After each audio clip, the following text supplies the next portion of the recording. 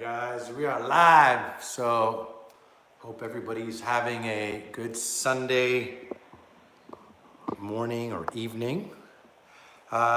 Just came back from doing a defensive tactics course for the police, and it was focusing on edged weapons, meaning, short range knife, machetes, two knives, karambit, basically breaking down being attacked with any type of sharp edged weapon in close quarter range, 3 feet, 6 feet, 10 feet, and breaking down the dynamics of it. But before we start, I'm going to ask you to go visit my website, nickdrossos.com, for your complete self-defense tutorial.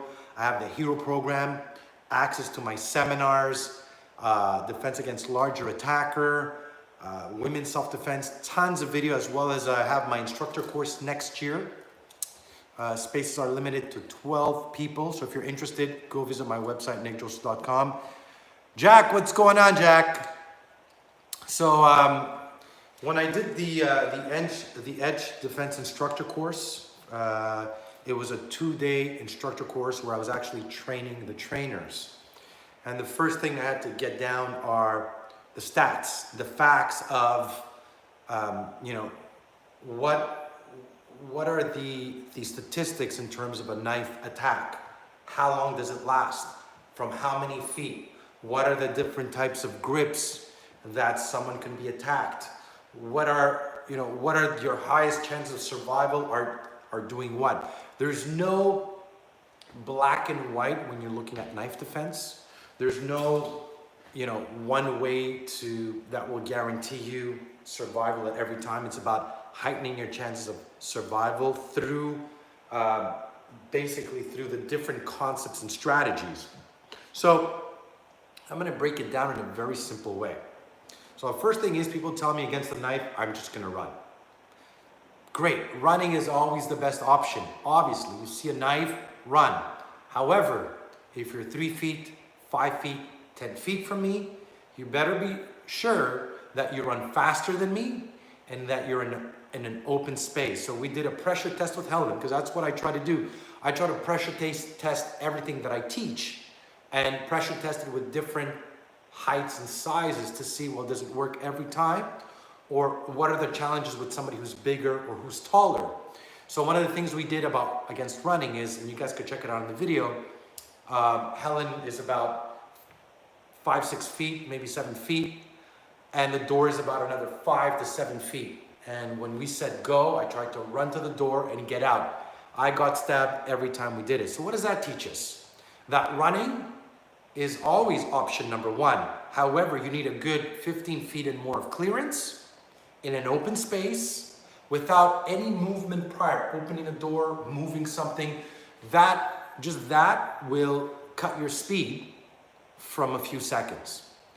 The other thing is, if you're in close quarter and you're stepping or moving back or trying to run back away from the knife, right? So a lot of people say, well, I'm just gonna, shoot the guy.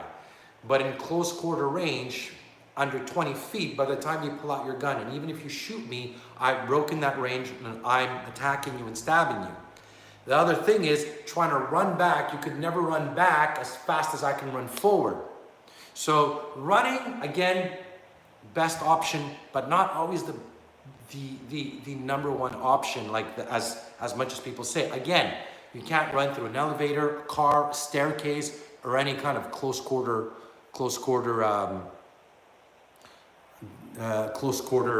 thing.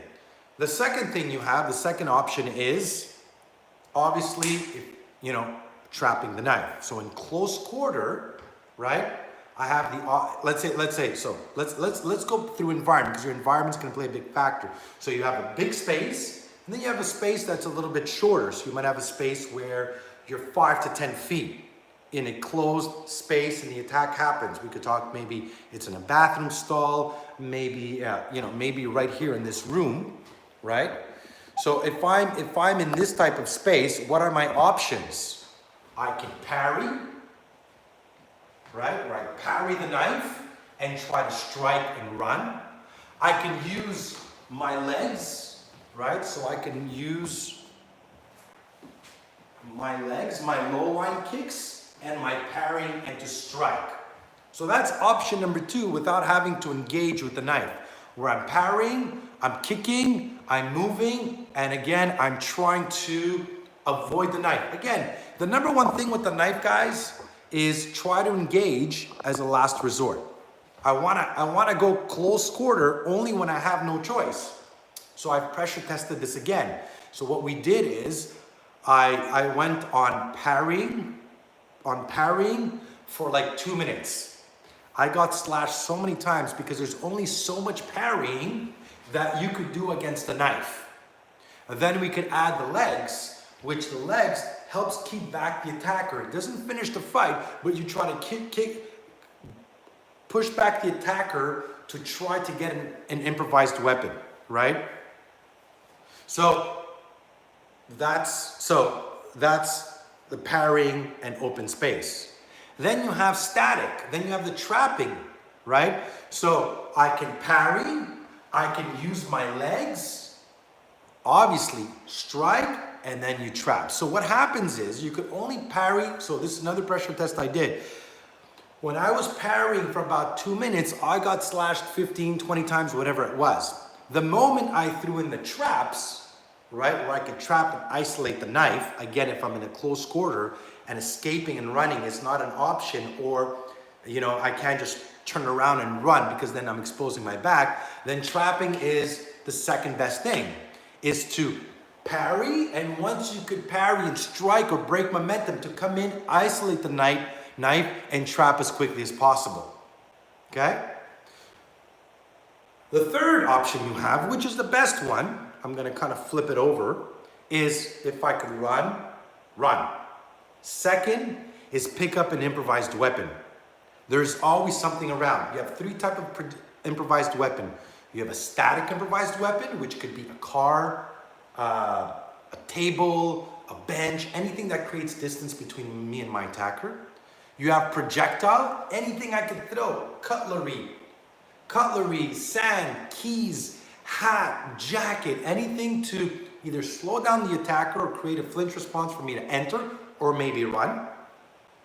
And then you have a long range, which is a belt, a stick, a broomstick, anything that you could use, an umbrella to keep the attacker back. Again, buying you seconds, because we're looking at seconds. Then you have the option to parry the knife, to try to use your legs to keep him back, and trap the knife. So those are everything you want to use when you're faced with an attacker, right? So after that, the reality of it, right, is I don't actually teach that many techniques and that many moves. It's mostly concepts, and then what it really comes down to is the training. It's how are you training your parrying, your kicks, your trapping, your improvised weapon? What are the drills you're doing? It's by drilling it that you actually learn how to defend, and through drilling it over and over and over and isolating the drills and breaking them down is where you're actually going to get the skill set to successfully, or as much as possibly, defend. Now, you will get cut. Chances that you get cut are slim to none. However, if you give up, then you might die. So I always tell people, if you're being attacked with a knife, you might as well put up a fight. You might as well give everything that you have, right? So again, there's no foolproof system, but it's once you understand what are my options. Run? No. 2, pick an improvised weapon. Am I in an elevator, a staircase, or an open space? Can I parry, use my legs and run? Great. Can I parry, use my legs and pick up an improvised weapon? Great. Do I need to parry, strike, and trap? Great. Right? The other thing about the knife is you have to attack. The longer you stay out there, or the longer you wrestle with the knife, the quicker you're going to, the less chance of survival. So the idea is you need to go offensive, and you need to push the attacker. What happens, and this is statistic, and I went through close to 150 videos on YouTube. Most people who are being attacked with a knife and were moving back end up falling back. So the idea is you want to explode forward.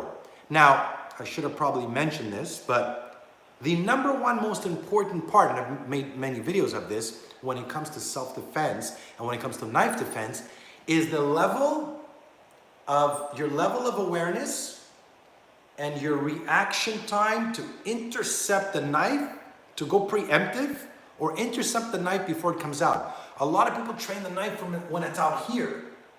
But how did the attacker break his range, meaning be able to get from 10 feet to 9 feet to 7 feet to 3 feet, to pull out his weapon or for it to be out and to attack you? At what point did you fail to see all of that?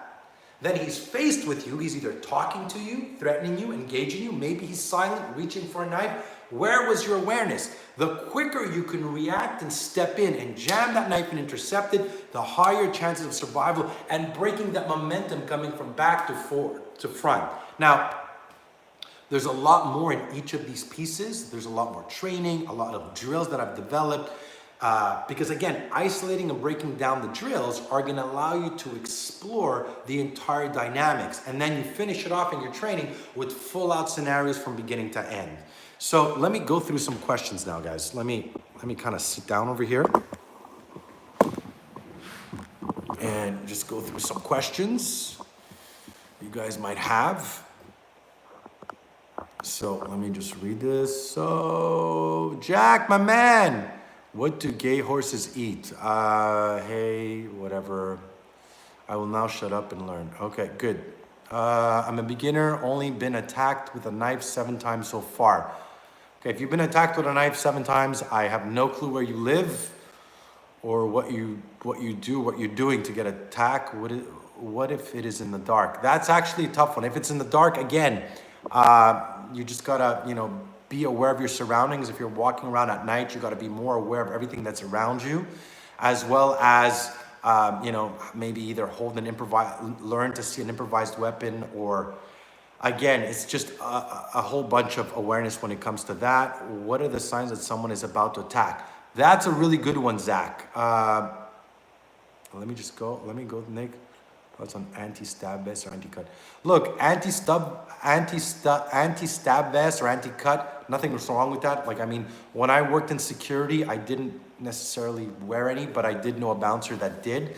So the only thing is, I like to, if you're in the field of security, definitely have one and buy one and wear one. Are you gonna wear it all the time when you're walking around? Probably not. So train like you don't have one, and if you wear one, that's just a bonus.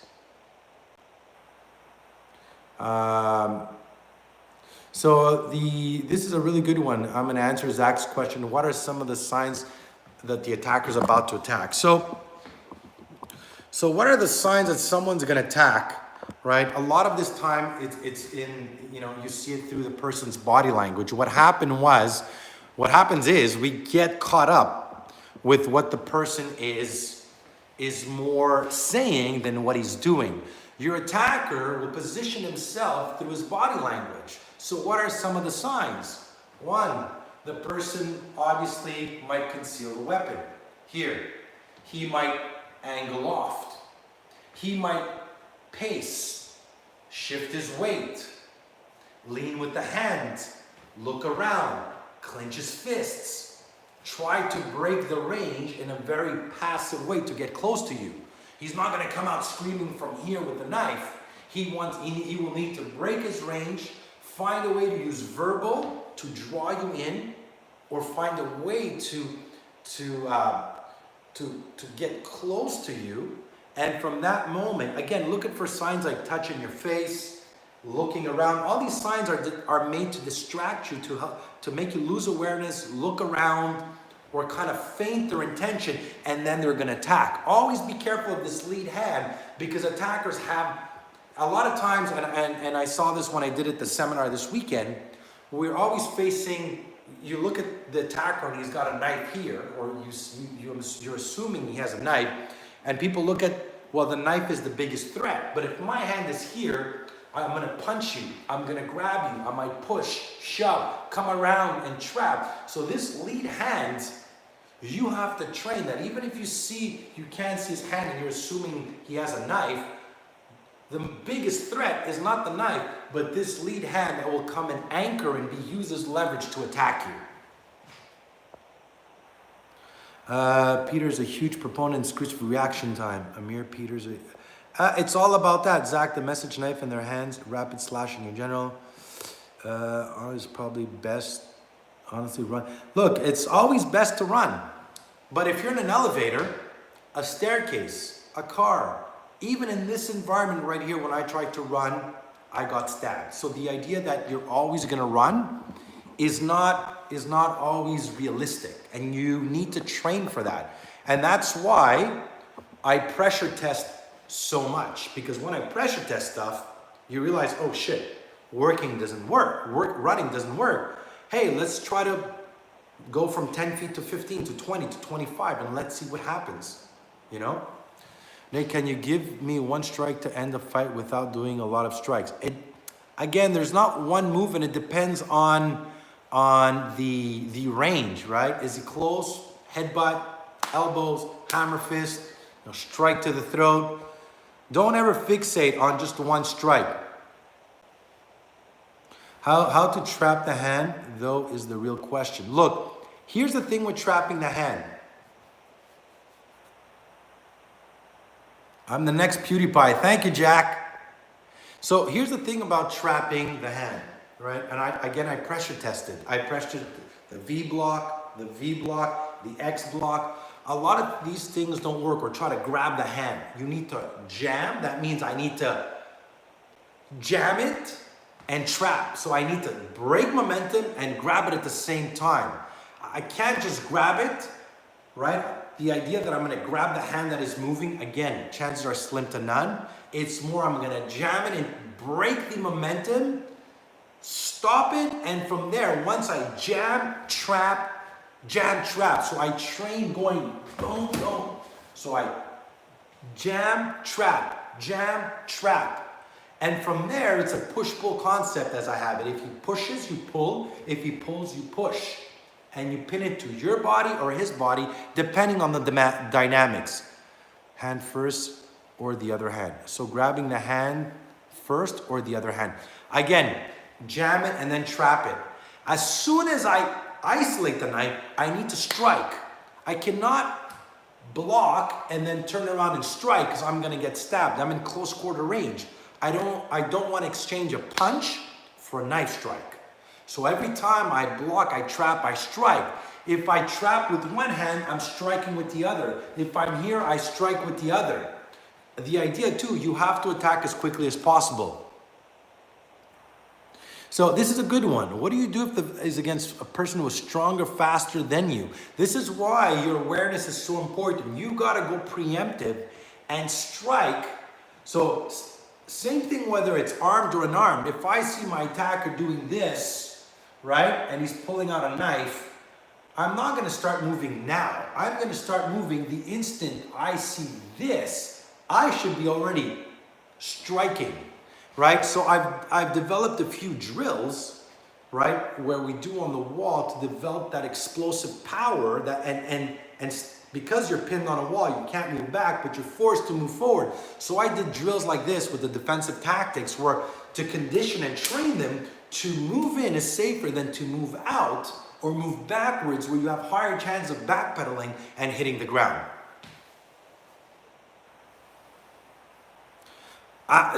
Zach, of course, if you give them your stuff and then you decide to strike. But again, guys, this is what I think differentiates me from other self-defense instructors is, are you ready to get into a knife fight over your phone, over your valuables? I cannot tell you yes or no. This is your life. At the end, I give you as many tools, and at the end, you have to make the decision. But you got, if you're about to get into a knife fight in close quarter range, know that it could be lethal, and that the moment you're faced with a knife in close quarter range, your life is at complete 100% risk. And the idea that you have to be this fancy knife fighter is absolutely false, right? A 16-year-old kid with a knife could be as lethal as that trained fighter. To be honest with you, sometimes the crackhead, as I call him, could be more lethal, more unpredictable, more erratic in his attacks than the guy who tries to make it look fancy. So when attacked with a knife, the level of threat is high no matter what their training is. Great, yeah, absolutely. What if he is tall and muscle guy? The principles are the same, guys, right? If he's a tall and muscle guy, that's why you should train to be fast, explosive, strong, grip strength. So when you're faced with a bigger, taller, stronger attacker, that you're having as much in your favor, right? You want to put as much on your side as possible. It's not for nothing. I'm 43, I'm going to be 44, and I still train, because when I teach seminars and I'm faced with guys who are 250, I got to make sure that my grip, my footwork, my speed, my timing, that when I'm crashing with them, that's what I call it, crashing, that my whole body is able to follow through every strike, that my grip strength is strong, that my body, and I could transfer weight, have the footwork, have good balance, know how to lower myself. So your conditioning is your engine, right? So I have a whole series of combat conditioning on my website, nickdrossos.com. Hey Nick, what do you have coming up in videos? Josh, I have the last 12 for the Hero program. I'm going to be filming them next week. They're going to be amazing. They're going to be with Moose. It's going to be full out scenarios. They're going to be going on the Hero program, the last 12 videos. I also have a lot more videos with Moose coming out. It's 20 video series. And then I also have, I'm doing a complete new knife defense series where I'm going to be breaking it down even more with drills. I'm working on it. There's about, I have about 42 or 50 knife defense videos with drills and training. It's going to be intense. All that's going to be on my website, nickdrossos.com. Have you been attacked with a knife? I've never been personally attacked with a knife. Actually, no. Once the knife was placed on my body, but I've been when I worked in clubs, I saw people get stabbed. We knew people got stabs.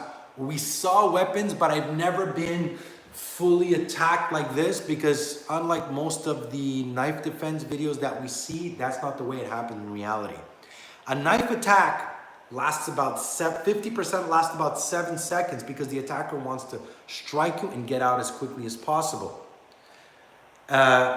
Only I think 60 or 70% go up to 14 seconds, because the idea when somebody attacks you with a knife, they want to strike you and get out as quickly as possible, right? They don't want to get caught. They don't want to, and the more the attack goes on, the higher somebody's seeing them, intervening, them getting caught. So again, you got to focus on exploding forward and being able to defend the knife before it comes out. It's really scary. And do you like David? I love David Leduc, guys. I'm a big headbutt. For you guys have been following me, if you follow me for years, you can go back to my videos from 10 years ago, and I'm always using my head against a knife. When I'm trapping, I train. Anything I do, I train. As I come in, I'm coming in, boom, with my head to smash anything. How do I do takedowns on some? I don't have anybody right now to do them. Vote for Nick for president. I love it, Jack.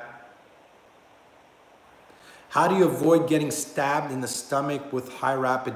Again, I'm going to block it. What I do is, you can't block moving backwards. You have to block either off to the side or jamming it in and stopping it. You need to push back the hand and jam it. If you're only parrying and moving backwards, and I've pressure tested this, I'm getting stabbed over and over again, or slash. Where would be the most common strike? Again, it's the square. It's center mass. A lot of the attacks happen in here and in here. Neck, in the back, chest, abdomen, in center mass most of the time. I don't know what tonfa is. If they don't show the signs, they figure out something. They either want to rob you or to want revenge. Again, Somebody's going to attack you with a knife. Again, what level of threat are you at? Are you in code green, code yellow, code red? Right? SMG guys, stop spamming, dude. I have no idea who that is. If he's spamming, I probably can't see him. So what level are you at? Code yellow, code green, which is here. Code yellow outside, or code red? If I'm in code red, and that means I'm alone, I'm walking to my parking lot, I'm walking to my parking lot, I'm alone, I'm at the early mornings or late night, and I see a guy approaching me and he's trying to talk to me. You should be in code red. That means any movement you see the hands are shifting away, you should be ready to explode forward or attack as quickly as possible. Again, you got to listen to your intuition as well.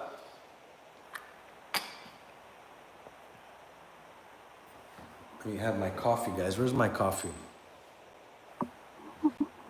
So, get my coffee, guys, because I see a lot of you today on the chat.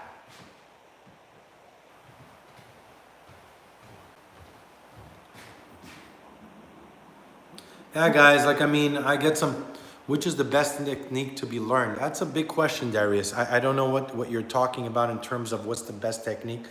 Do one, Nick, can we do one? I've told you, yes, you have the link. All you got to do is make the payment, and that's it. What if you get stabbed? How do you keep fighting? So here's the thing.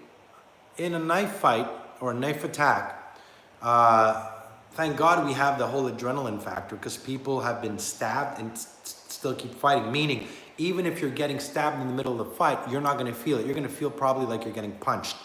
So you can't stop fighting in the middle of the fight. You can't say, oh my God, I got stabbed. So even when I do drills, even if I get stabbed, you just keep fighting. You just keep training, even in drills, right? Through every drill or every exercise you do, you keep fighting till the very end.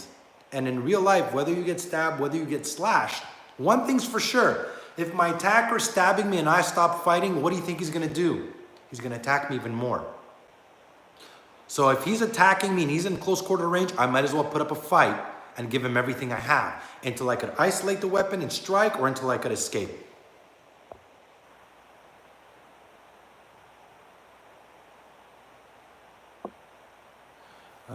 Would you use a knife if I had in one situation it would be a necessary death? See, okay, here's the thing, guys. If you're going to use a knife, one, if you're going to carry a knife, make sure that you know how to use it. Two, if you're going to pull it out, know that if I pull out a knife against my attacker and I try to threaten him, I just scaled the level of threat. The question, am I ready to use it? And do I know how to use it? The chances of you pulling it out escalates it. If you're not ready to use it, he's going to go ape shit on you because you just threatened him with a knife.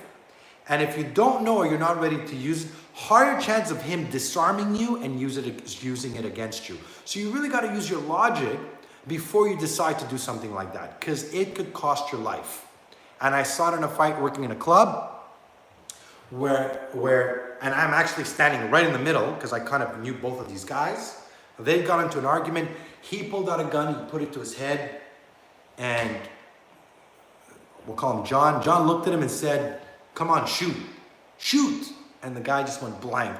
Grabbed the gun, bam, just right there, gave him a freaking beating. So if you're gonna pull out a weapon, make sure, one, you know how to use it.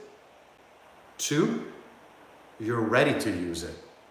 Because you never know the mindset of your attacker, because you escalated it by threatening him. He's gonna take it as a threat in his life, and he's gonna fight you for it. Same thing, if I disarm the weapon, I strike him. Some systems show how you should disarm and take the weapon away. Great.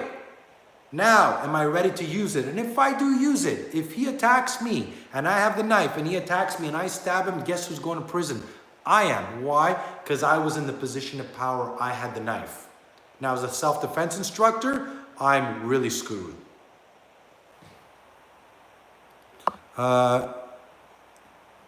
They tell me Vanya is the right place to get jacked up and quit. Vanier, I don't know. Can I use a box cutter as good a defense? Absolutely, guys. I'm actually going to be making a video on how to defend against a box cutter. Same dynamics as a knife, but I'm still going to do it in a box cutter. Again, could be just as dangerous, right? I mean, when we look at, you know, my seminar with edged weapons, my instructor course that I did for the defensive tactic and police, we looked at everything: machete, two knives, same thing, scissor, pen, screwdriver. The dynamics don't necessarily change that much. The motion more or less changes sometimes, but the knife in both hands, Josh, I'm actually going to be making a video. I did a video on it with my training. Man, it's deadly. I want to make the defense against two knives, but before I make a video, guys, I want to pressure test it. I want to do some full out scenarios and really see the dynamics of it. And that's the difference between me and a lot of instructors. Before I share with you something, if it works, if it doesn't work, I want to make sure that I've pressure tested it in many ways to give you the best defense. The last thing I want is to teach you something that might get you killed. Do you defend and protect yourself with a belt against a knife? Absolutely, man. You know, I've done a few of them with a knife. Would you be carrying pepper spray? Would be helpful to take along against a knife, or take too long against a knife. So the pepper spray, guys, I'm going to be making a video how to use pepper spray against how to use it. There is a way of using it, the pros and cons. Again, I'm not crazy about carrying a weapon that you become emotionally attached and dependent of it. My weapons are always right here and ready to be used, and that's what you want to train. I don't want to be searching for something, be emotionally attached to something, thinking I can't defend myself without that specific tool or weapon. But one thing's for sure, I always got them right here, locked and loaded and ready to go.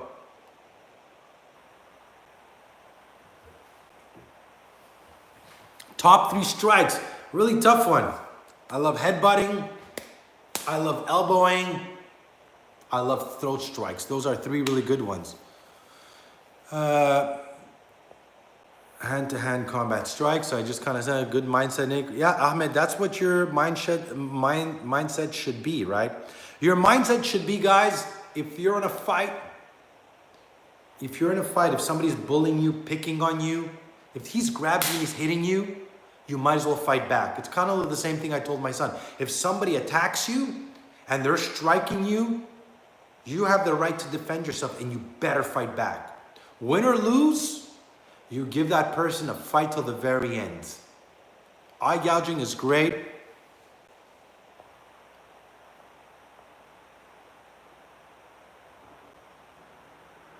Tactical pens. Again, I have the tactical pen, but you could be using a regular pen. You could use a tactical pen. It doesn't really matter. Again, the dynamics are the same. It's more of an ice pick grip where I could still strike and use a tactical pen. Are there chances of getting hurt from our own headbutt? Yeah, so headbutts work better when you're faced with attackers. Like for me, it's better when he's a little bit taller. If he's short, it's hard for me. I would have to lower my center of gravity, right? So always works better when the attacker is taller. As well as when I'm headbutting, I'm lowering my center of gravity and I'm learning to come in and smash. As I come in with my body, no matter what I'm doing, I'm following with my head. I'm coming in, smashing into the face, using my shoulder and my head to break that momentum and just going with my whole body.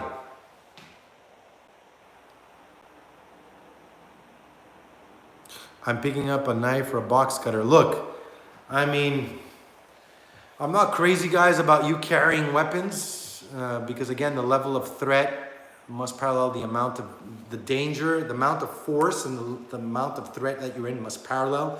So sometimes a little bit hard to measure in the moment, in the heat of the moment. So I'd rather you learn how to pick up improvised weapons, how to use your entire environment than having to pick something. Thank you, the gentleman. I'd rather you train and focus on that than try to pick up a weapon. Yeah, so when you're striking with your head, you're striking with this part into the facial area, underneath the jaw, through the side. It could even be around here, it could even be in the neck, doesn't really matter. But obviously, optimal space you want to strike is right over here. So guys, I'm gonna leave everybody go. I want to thank you guys for watching. Make sure to like, subscribe, hit the bell, share the video, as well as go visit my website, NateDrossos.com. Right on that website, I have brand new fight analysis, access to my seminar, women's self-defense program, the hero program. I have my instructor course next year, so spaces are limited, as well as a lot of brand new series and videos. Jack Luger is my client, guys. Been training Jack since he's 8 years old. I think, Jack, what are you, 14, 15 now, Jack? So, Jack, I'm gonna see you on Tuesday. So that's it, guys. Go check out, share my videos, subscribe. 15, Jack is 15. Subscribe, hope you like the content. Leave me in the comment box some of the videos you'd like to see next. Again, go visit my website, NateDrossos.com. It's only $10 a month, brand new exclusive videos, as well as my instructor course next year. And that's it, guys. I'm out.